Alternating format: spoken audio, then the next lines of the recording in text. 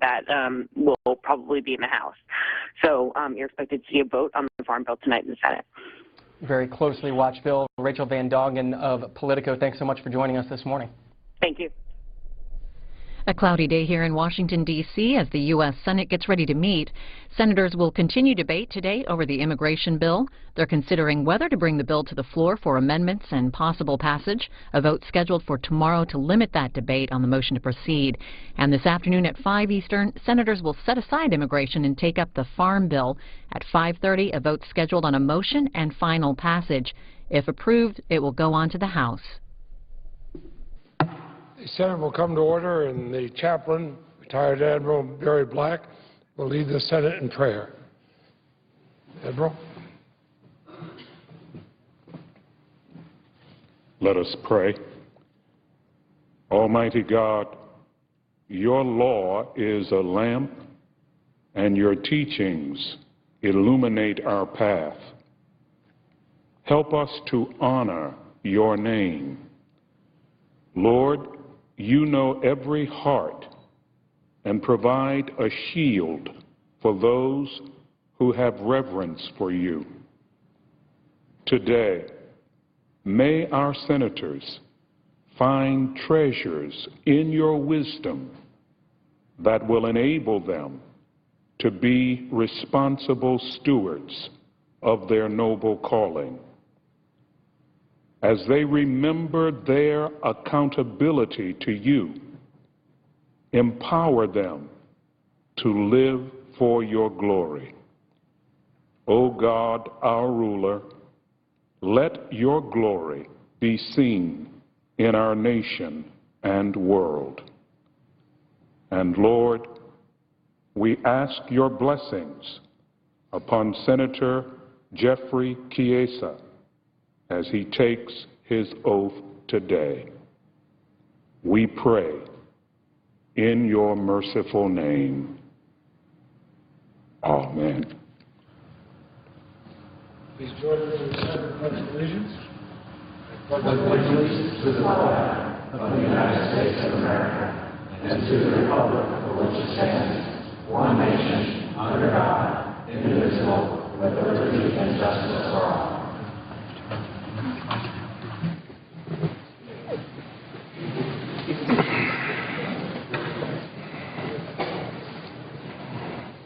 Mr. President. Majority Leader. Following leader remarks, the Senate will resume motion to proceed to S-744, the immigration bill. That will take place until 5 p.m. today. Senator Sessions will control 2 hours. Senator Leahy will control the remaining time today. Senator-designate Chiesa will be sworn in today as a United States Senator at 4:30 p.m. At 5, the Senate will resume consideration of the Farm Bill. At 5:30, there will be a vote on passage of that bill. Following that vote, we'll resume the motion to proceed to the immigration bill. There will be a cloture vote on the motion to proceed at 2:15 tomorrow afternoon. There are 2 bills at the desk due for second reading, Mr. President. The clerk will report the title of the bills for the second time. S-1121, a bill to stop National Security Agency from spying on citizens of the United States and for other purposes. H.R. 126, an act to direct the Secretary of the Interior to enter into an agreement to provide for management of free-roaming wild horses and so forth. Mr. President, I would object to any further proceedings with respect to these 2 bills. Objection is heard. The bills will be placed on the calendar under the provisions of Rule 14. Mr. President, for most of her life, Anna Ledesma has been afraid. She was a model student at Centennial High School in Las Vegas, an artist and a member of the Key Club. As one of the top academics at her large high school, she received the Millennial Scholarship to study nursing at Nevada College. Now she's studying hard for her nursing exams. But 23-year-old Anna has lived for a long time with a constant fear that she'll be deported. Anna is an undocumented immigrant. She was born in the Philippines and brought here by her parents when she was 7 years old. She was in the 2nd grade. This is what Anna told a Las Vegas Sun newspaper, the Las Vegas Sun newspaper, quote, "I would tell myself that they're not going to deport me because I'm a nursing student. I'm working really hard and I want to make a difference in my community. But all the time, constantly in the back of my head, I think about being deported, having to start over, close quote. Thanks to a directive issued last year by President Obama, Anna and 800,000 other young people like her, young people who are American all but paperwork, won't be deported. President Obama's directive suspended the deportation of the Dreamers, students brought to America illegally when they were children. These young people share our language, they share our culture, they share our love for America, which in most cases is the only country they've ever known. Like Anna, the Dreamers are talented, patriotic young men and women who want to defend our nation in the military, get a college education, and work hard to contribute to their communities and to our country. Still, the Republican majority in the House of Representatives sent a chilling message last week to Anna and others when it voted to roll back President Obama's directive. Republicans voted to resume deportation of upstanding young people, I repeat, just like Anna, who were brought to this country illegally through no fault of their own. That's why it's vital that Congress act at long last to fix this nation's broken immigration system. President Obama's directive is temporary and squarely in the crosshairs of the Tea Party, this Tea Party-driven Republican right wing. The directive is also no remedy for more than 10 million others, many of whom are the parents of siblings of Dreamers, who are living here without the proper paperwork. But a permanent common-sense solution to our dysfunctional system is in sight. The bipartisan legislation on which the Senate is now working is the solution our economy needs. It's the solution immigrant families need, and it's the solution Anna needs. The bill isn't perfect. That's the nature of legislating. Compromise is necessary and inevitable. But this measure takes important steps to reform our broken legal immigration system, strengthen border security, and hold unscrupulous employers accountable. Over the next 3 weeks, senators will over the next 3 weeks, Mr. President, senators will propose a number of ideas to make the legislation better. Some will offer ideas to make it worse. But those suggestions must preserve the heart of the bill, a pathway to earn citizenship that begins by going to the back of the line, paying taxes and fines, learning English, and getting right with the law. Whether we're Democrats or Republicans, whether we're from red states or blue states, we can all agree the current system is broken. We can all agree on the need for action. This bipartisan legislation is our best chance in many, many years to bend the system toward it working right. We need to mend this broken system, Mr. President.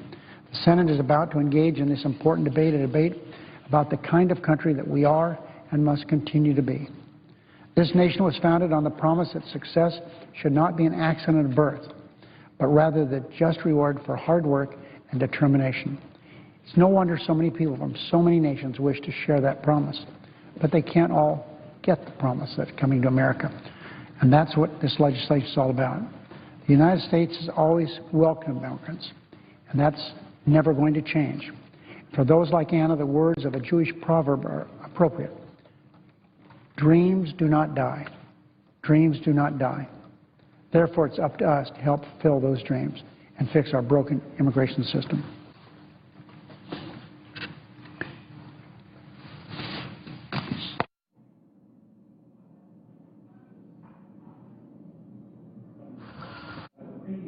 Leadership time is reserved. Under the previous order, the Senate will resume consideration of the motion to proceed on S-744, which the clerk will report.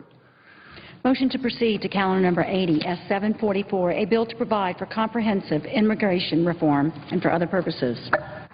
Under the previous order, the time until 5 p.m. will be divided, with the senator from Alabama or his designee controlling 2 hours and the senator from Vermont or his designee controlling the remaining time.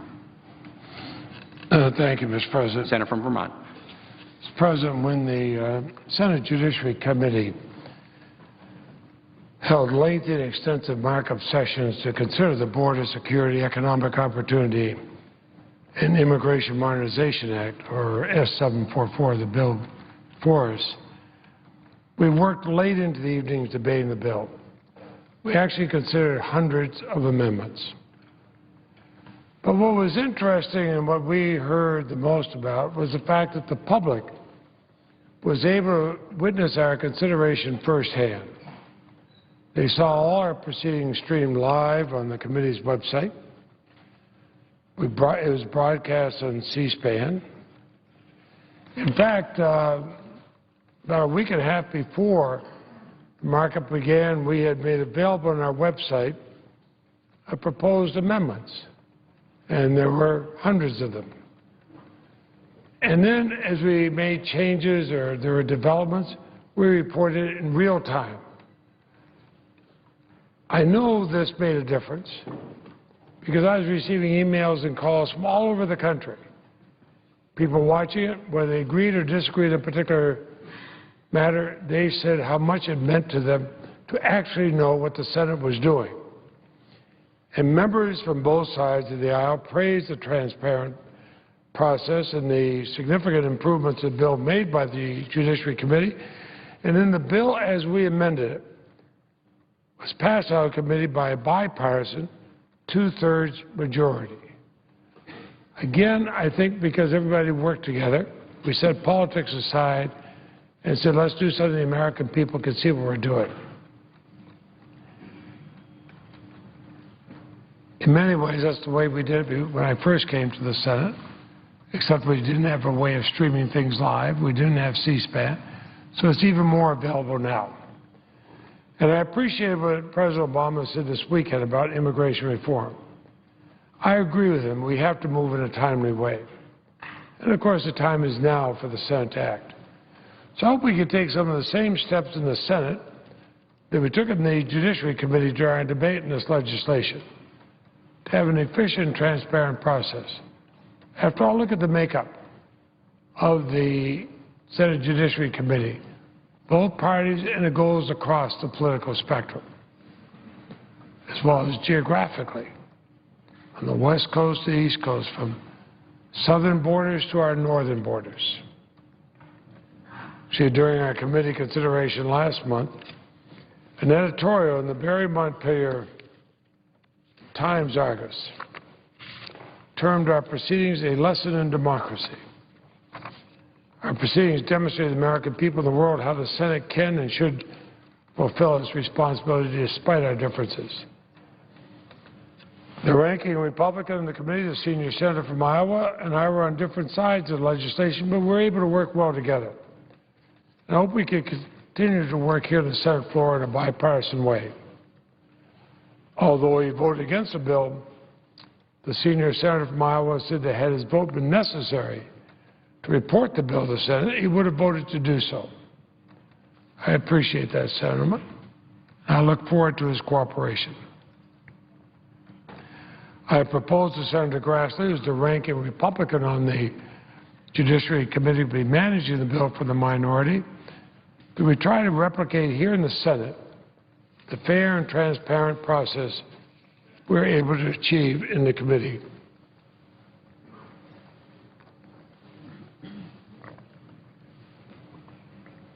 To that end, once the Senate is able to proceed to the bill, I suggest we establish a filing deadline for amendments as we did at the onset or the outset of our committee consideration. Ideally, then, we'd be able to take these amendments and group them, work together by issue or by title as we did in the committee.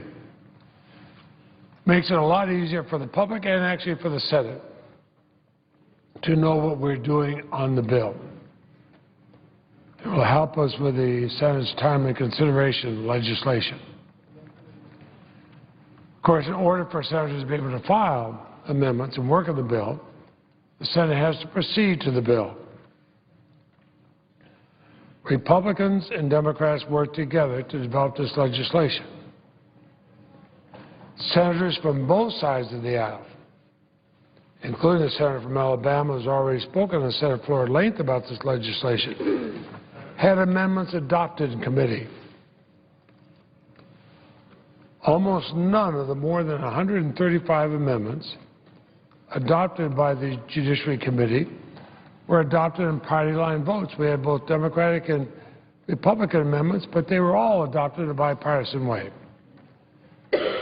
So we should be able to work together to ensure consideration of amendments and then proceed to a vote on final passage without filibusters. The American people want us to vote yes or no, up or down. They don't want us to have delaying tactics that allow us to say, well, maybe we would have been for it and maybe we would have been against it. They expect more of their senators. Vote yes or no. I had hoped the Senate would turn immediately to the consideration of amendments to this important bill. I regret that tomorrow afternoon instead we'll vote on cloture on a procedural motion to allow youth to begin debate in the bill. Well, the legislation before us is not a partisan piece of legislation, it's a bipartisan bill. It was initially a proposal from the so-called Gang of Eight, became through the committee process a product of a group of 18, supported by a bipartisan majority of the Judiciary Committee. As senators who have come together to help develop this bill keep their commitments, I have no doubt they'll be able to end this unnecessary filibuster, pass this fair but tough legislation on comprehensive immigration reform. There's broad agreement that our nation's immigration system is broken and is in need of a comprehensive solution. There's also broad agreement in this nation that people are tired of unnecessary delays in the United States Senate.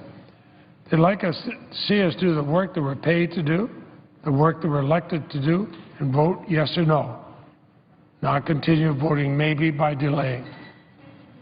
And this bipartisan legislation will achieve this. And given the impact the broken system has on our economy and our families, we can't afford delay. It's a measure the Senate should come together to consider and pass. We should do what is right, what is fair, what's just. Comprehensive immigration reform was last on the Senate floor 6 years ago. When it's blocked by a minority party, Republican Party,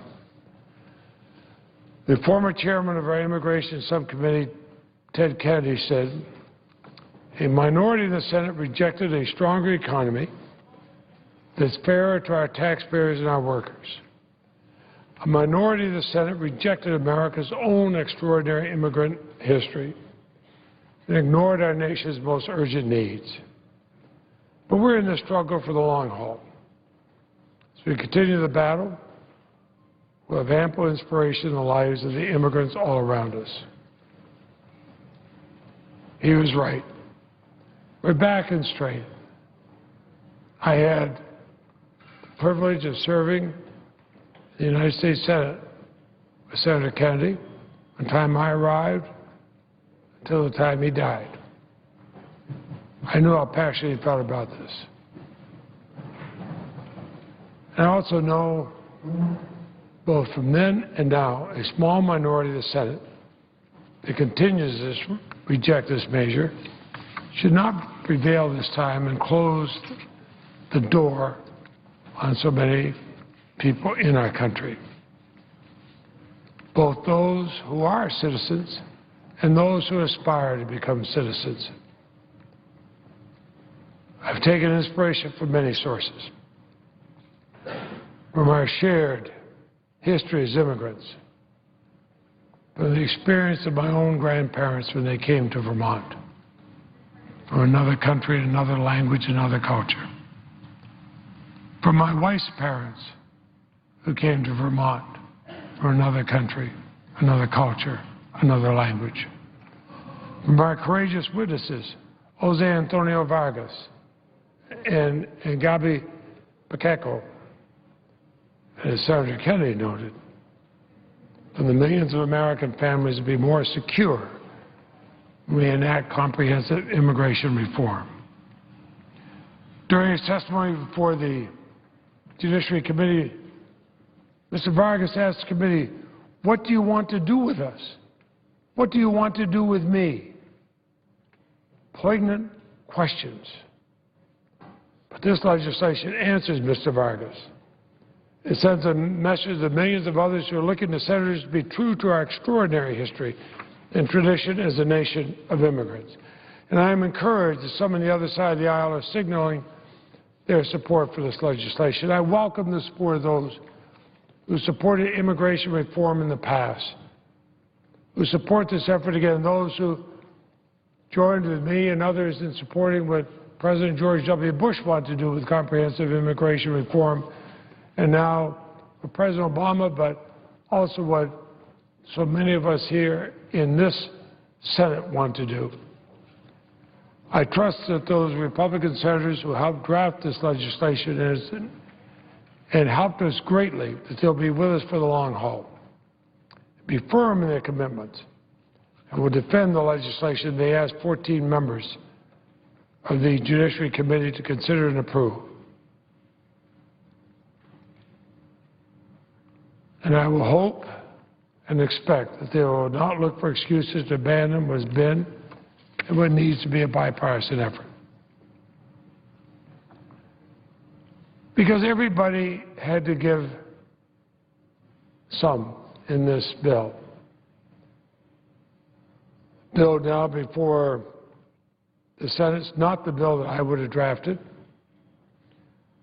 I voted for amendments in the Judiciary Committee that were rejected, and I voted against some amendments that were accepted. I withheld an amendment on what to me is an issue of fundamental fairness in ending discrimination. After Republican senators pledged to abandon their support for this bill, and that amendment been offered. And I cannot begin to tell this Senate how much it hurt to withdraw that amendment. But despite many shortcomings as a result of compromise, the bill before the Senate is worthy of this chamber's immediate attention and support. It is time for us to stop voting maybe, instead proceed to this bill and get to the business of legislating. After all, that's what the American people, Republicans and Democrats alike, expect us to do. Congress was unable to achieve this goal during the last decade. Now in the second decade of the 21st century, we again have the opportunity to make the reforms we so desperately need to carry us forward and strengthen our nation. As I said on the Senate floor late last week, if a majority of us stand together, if we stay true to our values and our agreements, I believe we can pass legislation to write the next great chapter in America's history of immigration, a chapter that succeeding generations will thank us for. Mr. President, before I conclude this issue, I ask a copy of the editorial, which I referred to be included in the record at the end of my comments. Without objection. Mr. President, seeing nobody seeking recognition, I ask permission to speak as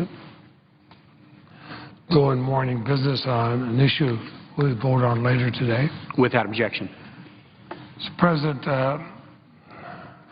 let me speak on an issue that will be in the Farm Bill, my amendment to the Farm Bill.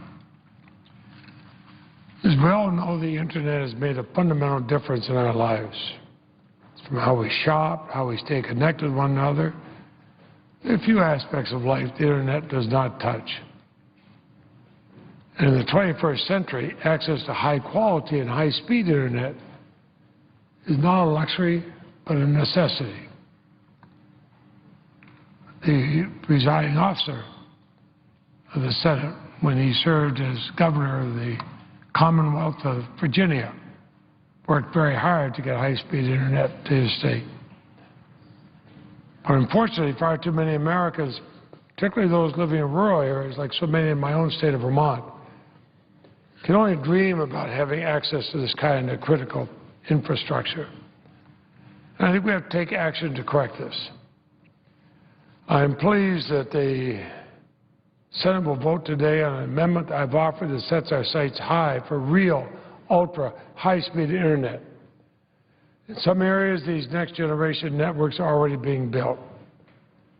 These networks offer gigabit speed that's 100 times faster than we're accustomed to today.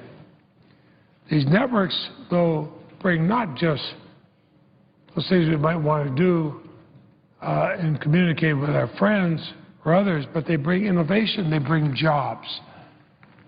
Over the next 5 years, these networks are going to become more widely adopted in urban areas. But rural America is at risk of falling further behind. If that happens, rural Americans will be left behind. They'll lose potential economic growth. They'll cede engines of innovation in urban areas that are equipped with ultra-high-speed Internet capability. My amendment will establish a pilot program within the Rural Utility Service, or RUS, program as part of the Farm Bill to fund up to 5 projects to deploy ultra-high-speed Internet service in rural areas over the next 5 years. Pilot is narrow in scope.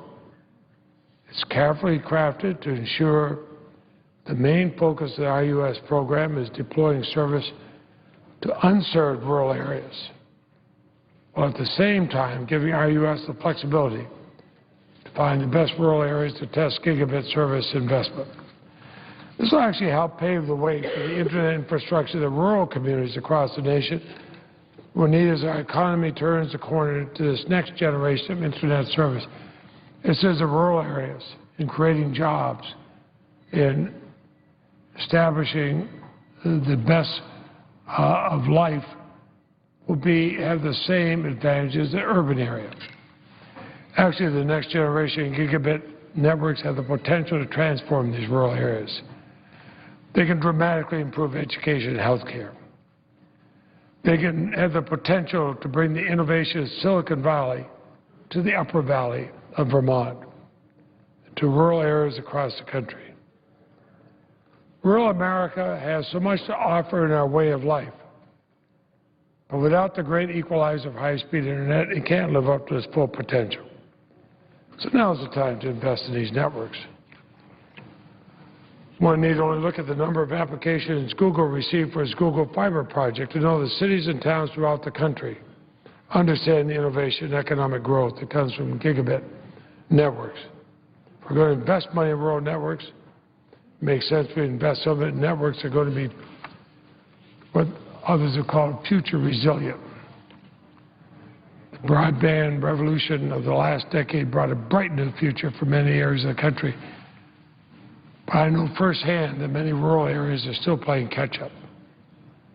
So as the next generation of broadband investment begins this decade, let's learn from those past mistakes and test our investment in gigabit networks in rural America. So I thank Chairwoman Stabenow for working with me since the committee first started on this amendment, and for her commitment to improve the quality of life for rural America. I thank those senators, both Republicans and Democrats, who have supported me on this. Most importantly, rural America supports it. And, Mr. President, I yield the floor to Jesse, absence of quorum, and ask the time be equally divided. Without objection, the clerk will call the roll. Mr. Alexander.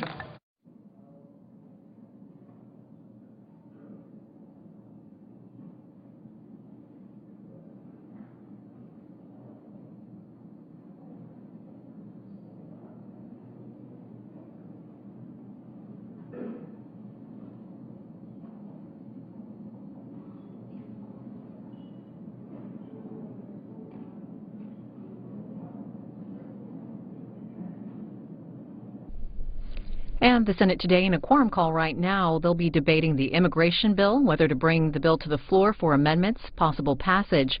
A vote is scheduled tomorrow on the immigration bill to limit debate. Later today, they'll set aside the immigration bill, take up the farm bill at about 5 p.m. Eastern, and at 5:30, 2 votes are scheduled. One is an amendment to the farm bill, and the other possible final passage. If approved, that farm bill will go to the House. And also at 4:30 p.m. Eastern, the Senate will be swearing in New Jersey State Attorney General Jeffrey Chiesa. He's going to be taking the seat of the late Senator Frank Lautenberg.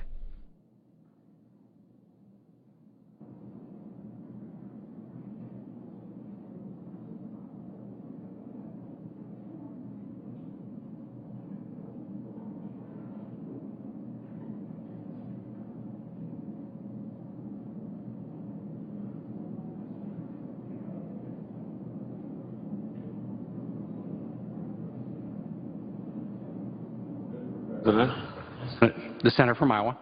I ask that the calling of the quorum be suspended. Without objection.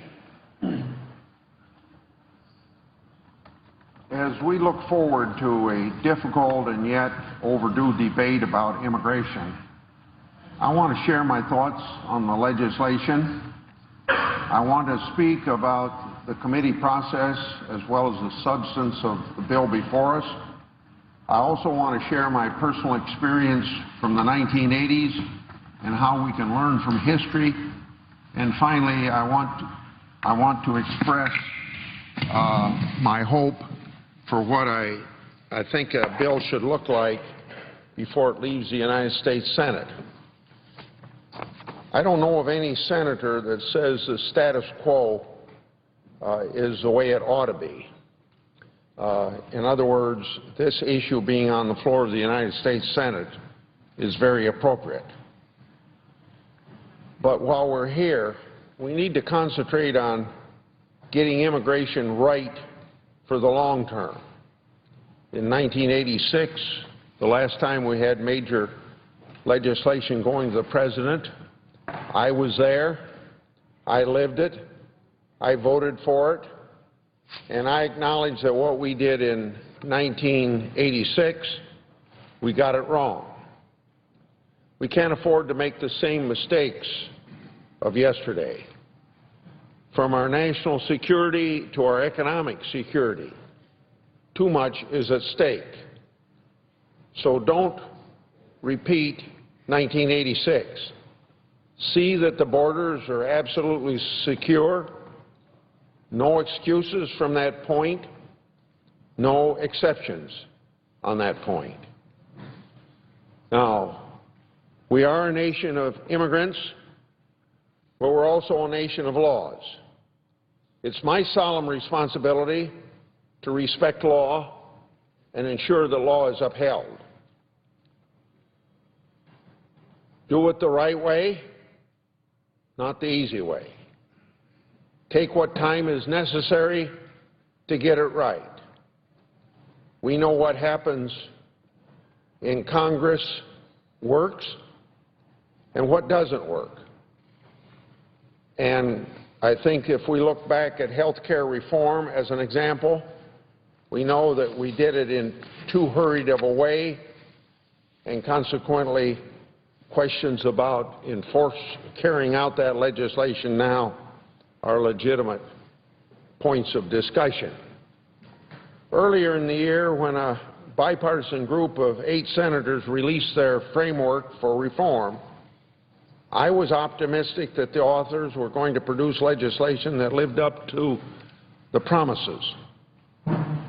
In their framework, they stated, quote, "We will ensure that this is a successful, permanent reform to our immigration system that will not need to be revisited," end of quote. Without a doubt, this is a goal that we all should strive for. We must find a long-term solution to fixing our broken system. So I was encouraged. The authors in the framework released to the public before bill language was available said that the bill would, quote, "provide a tough, fair, practical roadmap to address the status of unauthorized immigrants in the United States, contingent upon our success in securing our borders and addressing visa overstays," end of quote. Now, who can argue with that point? That's exactly what we all believe a piece of legislation should do. At the time that this bill was put forward and the framework was put forward, I reserved judgment until I saw the details of their proposal. I thought the framework held hope, but I realized that the assurances that the group of 8 made didn't really translate when the bill language emerged. It seems as though the rhetoric was spot on, but the details were dubious. This is what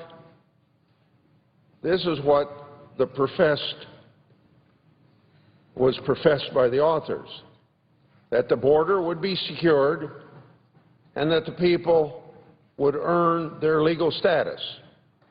That was not what the bill actually did. The bill as drafted is legalization first, border secure later, and tracking visa overstays later, if at all. In 1981, when I was a freshman senator, I joined the Judiciary Committee and was active in the subcommittee process. We sat down, wrote legislation. We had 100 hours of hearings, 300 witnesses before we marked up a bill in May 1982. Hundreds more hours and dozens more hearings would take place before the 1986 passage. This year we had 6 days of hearings.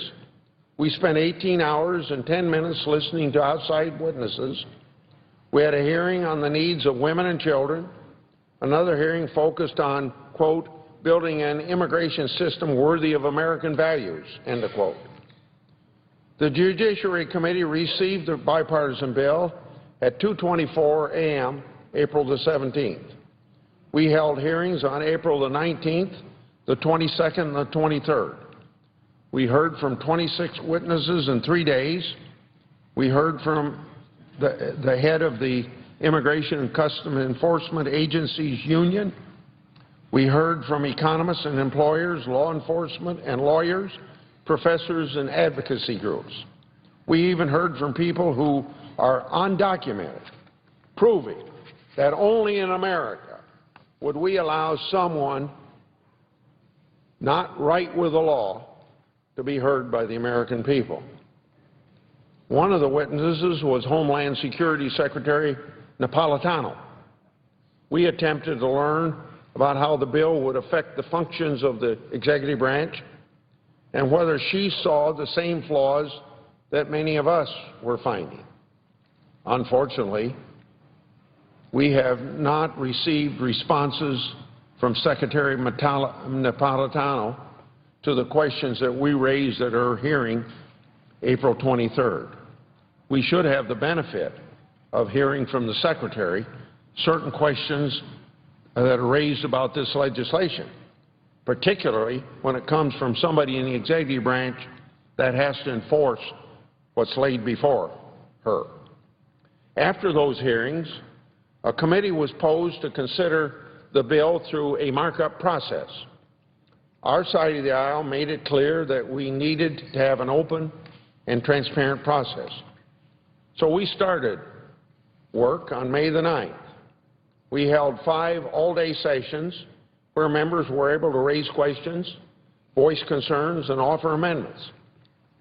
Hundreds of amendments were filed. I alone filed 77 amendments. Of those, I offered 37. Of those 37, 12 were accepted, 25 were rejected. Those on the other side of the aisle will boast that many Republican amendments were adopted in committee. They're somewhat right. However, only 31 of 78 Republican amendments offered were agreed to. 7 of those were from members of the Group of 8. But get this, of the 62 Democrat amendments proposed, only 1 of those 62 amendments was rejected. And even that one was just narrowly rejected. Common sense amendments offering real solutions were repeatedly rejected. Those that were accepted made some necessary improvements. But get this, the core provisions of the bill remain the same coming out of committee as they were introduced into the committee. Now, I respect the process that we had in committee. Chairman Leahy deserves thanks of all of us on the committee because he promised an open, fair, and transparent process, and quite frankly, it was. It's a good format for what needs to take place on the floor of the United States Senate if the legislation that's finally voted upon is going to have credibility. In that committee, we had a good discussion and debate on how to improve the bills. It was a productive conversation focused on getting immigration reform right in the long term. Yet, I was disappointed that alliances were made to ensure that nothing passed that would make substantial changes or improvements in the bill. Many of those same people gave high praise to the amendments being offered, but continued to vote against them. I have often spoke about the 1986 legislation and how that law failed the American people. And 99 other senators are probably going to get sick of my reminding them of my presence there in 1986 and saying that we screwed up.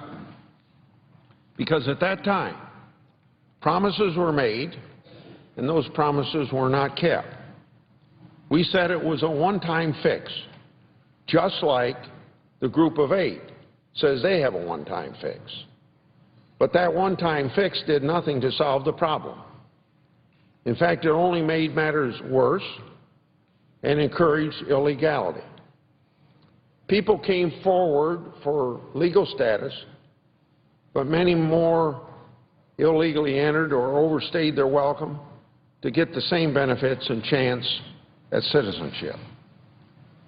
The 1986 bill was supposed to be a three-legged stool: control undocumented immigration, a legalization program, and reform of legal immigration.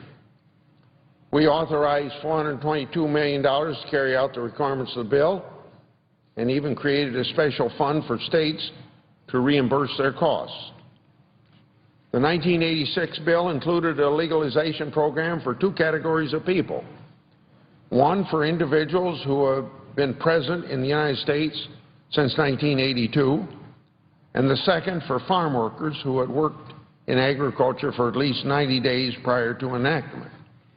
A total of 2.7 million people were legalized. We also had enforcement in that 86 legislation.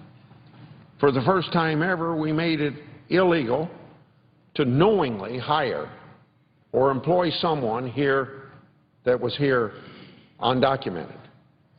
We set penalties to determine the hiring of people here undocumented. We wrote in the bill that, quote, one essential element of immigration control is an increase in the Border Patrol and other inspection and enforcement activities of the Immigration and Naturalization Service in order to prevent and to deter the illegal entry of aliens into the United States and in violation of the terms of their entry, end of quote. Unfortunately, the same principles from 1986 are being discussed today. Legalize now, enforce later. But it's clear that philosophy doesn't work, and proof of that is that it didn't work in 1986. So proponents of legalization today argue that we didn't get it right in 1986, and how true they are. I agree that the enforcement mechanisms in 1986 could have been stronger. There was no commitment to enforcing the law or making sure that we protected every mile of our border. Knowing what I now know, an immigration bill must ensure that we secure the border first. Legalization should only happen when the American people have faith in the system. There needs to be a commitment to enforcing the laws on the books. And, as important, there need to be legal avenues that allow people to enter and stay legally in the country. Now, if you want to know how important securing the border is, just come to my town meetings in Iowa. So far, I've been in 73 of the 99 counties. And when immigration comes up, and I talk about legislation, there's an outburst that we don't need more laws, Why don't you just enforce the laws that are on the books? Things like bring the troops home, put them down on the border. Then we won't have a problem. Unfortunately, the bill before us repeats our past mistakes and does very little to deliver more than the same promises that we made in 1986, which promises turned out to be empty. Instead of looking to the past for guidance on what to do in the future, the bill before us incorporates the mistakes of the past and in some cases even weakens the laws we currently have. Now, those of us that are complaining, as I've just complained, have a responsibility to put proposals before this body that will correct those things that we think are a repeat of the mistakes of '86, and we will do this. Now, going to further explain this bill, the bill ensures that the executive branch, not the Congress or the American people through their Congress, have the sole power to control the situation. First, the bill provides hundreds of waivers and broad delegation of authority. Two, the Secretary may define terms as she sees fit. And in many cases, the discretion is unreviewable, both by the American people and by other branches of government. Now, can you believe that? Unreviewable? The bill undermines Congress's responsibility to legislate, and it weakens our ability to conduct oversight. Now, we should learn a lot of lessons from past legislation. We should be doing more legislating and less delegating. You know, just think of the recent things that have come out, that the IRS has too much power. Health care reform, 1,963 delegations of authority to the Secretary to write regulations.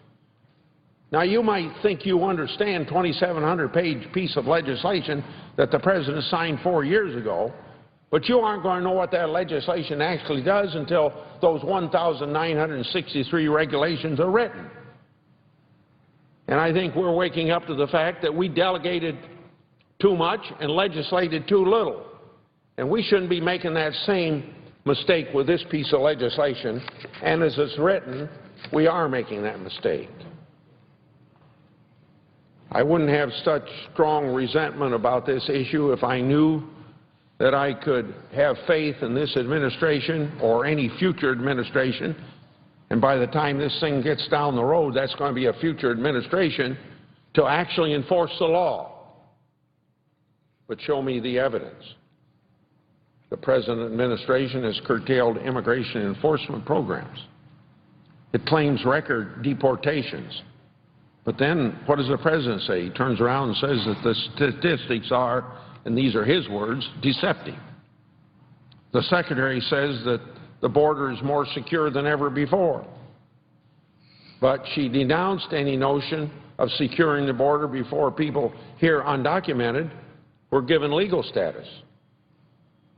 The administration implemented the DREAM Act by executive fiat, saying Congress refused to pass a bill, so it decided to do something on its own accord.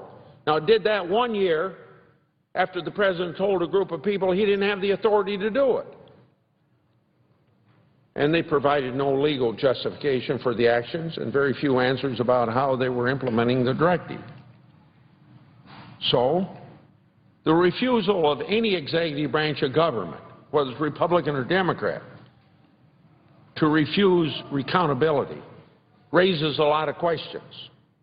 They refuse to be transparent and forthcoming with Congress on almost every matter. So when this bill was introduced, I had to really question whether the promise for border security 10 years down the road would ever be fulfilled. No one disputes that this bill is, what I've said already, is a bill that legalizes first and enforces later. Now, that's the core problem. That's a core problem from the standpoint of everybody that's going to tell us on this floor and during this weeks of debate that immigration reform is overwhelmingly popular. I'm not going to dispute that. But understand that there's very many things that are caveats on no poll. And number one is that we ought to have border security. So the core problem is that enforcement comes after legalization. So a core problem, and the main reason I could not support it out of Judiciary Committee, that's the main reason. It's unacceptable to me, and it's unacceptable to the American people. The sponsors of this bill disagree. If they would read their own legislation, they'd realize this fact. Later in the bill, I will discuss an amendment I plan later in the week, I will discuss an amendment I plan to offer to change this central flaw, but allow me to tell my colleagues who are not on the committee about this major objection I have.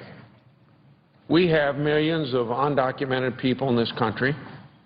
Under this bill, Congress would give the Secretary of Homeland Security 6 months to produce 2 reports, one on border security strategy and the other on border fencing strategy. As soon as those 2 documents are sent to the Hill, just as soon as they come up here, the Secretary then has full authority to issue legal status, including work permits and travel documents, to millions of people that apply. The result is that the undocumented population receives what the bill calls registered provisional status after 2 plans are submitted.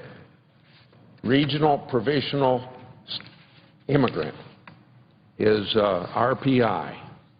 RPI status is more than probation. RPI status is outright legalization. After the Secretary notifies Congress that she believes her plan has been accomplished, newly legalized immigrants are given a path to obtain green cards and a special path to citizenship. Without ensuring adequate border security or holding employers accountable, the cycle is destined to repeat itself.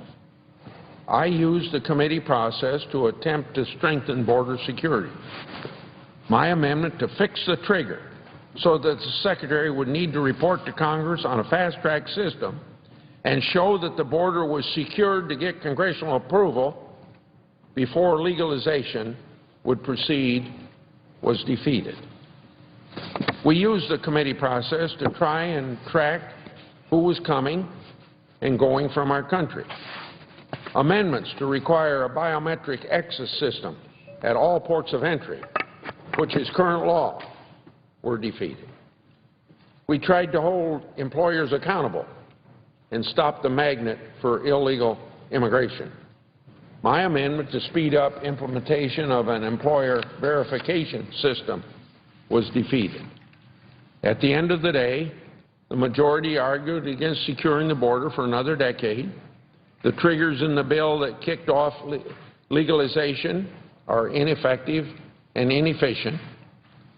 If we pass the bill as is, there will be no pressure on this administration or future administrations or those in Congress to secure the border.